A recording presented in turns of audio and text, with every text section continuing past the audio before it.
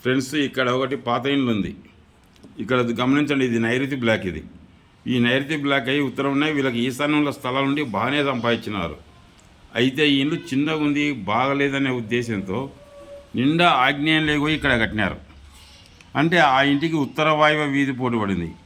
ఇండ్లు కట్టడమే యజమాని తమ్ముడు, యజమాని భార్య ముగ్గురు ఒక 2 సంవత్సరాల లోపలనే ముగ్గురు వెళ్ళిపోయినారు.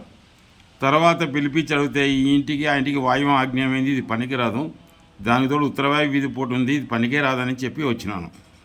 దానికి తోడు ఇక్కడ బాల్కనీ కూడా ఆగ్నేయం పెంచినారు. అంటే ఇక్కడ ఇండ్లు వాయువం, పాత ఇండ్లు వాయువంలో ఉంది, కొత్త ఇండ్లు ఆగ్నేయంలో ఉంది. ఫ్రెండ్స్, ఇక్కడ 2 ఇండ్లు ఉన్నాయి.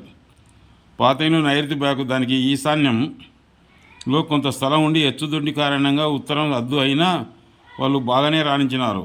కానీ పాత ఇండ్లు బాగలేదనే ఉద్దేశంతో కొత్త ఇండ్లు కట్టుకోవాలని పాత ఇంటి స్థానంలోనే కొత్త ఇండ్లు కట్టుకోకుండా అది చిన్నదిగా ఉందని ఆ ఇంటిని వదిలేసి వాళ్ళు పాత ఇంటిలో బాగా సంపాదించి దాదాపు 15 ఎకరాలు కొన్నారు. పిల్లలకి పెళ్లిళ్ళు, మిగతా శుభకార్యాలు అన్నీ జరిగినాయి. చాలా సంతోషంగా ఉన్నారు, సుఖంగా ఉన్నారు. అయితే కొత్త ఇండ్లు కట్టుకోవాలని పాత ఇండ్లు చిన్నదిగా ఉందని పిల్లలు పట్టుపట్టడంతో వారు ఎవరిని ఆలోచించకుండా ఆ ఇంటికి వీధికి అవతల నిండా ఆగ్నేయంలో ఒక స్థలాన్ని కొన్నారు. కొని 2 అంతస్తుల బిల్డింగ్ కట్టినారు.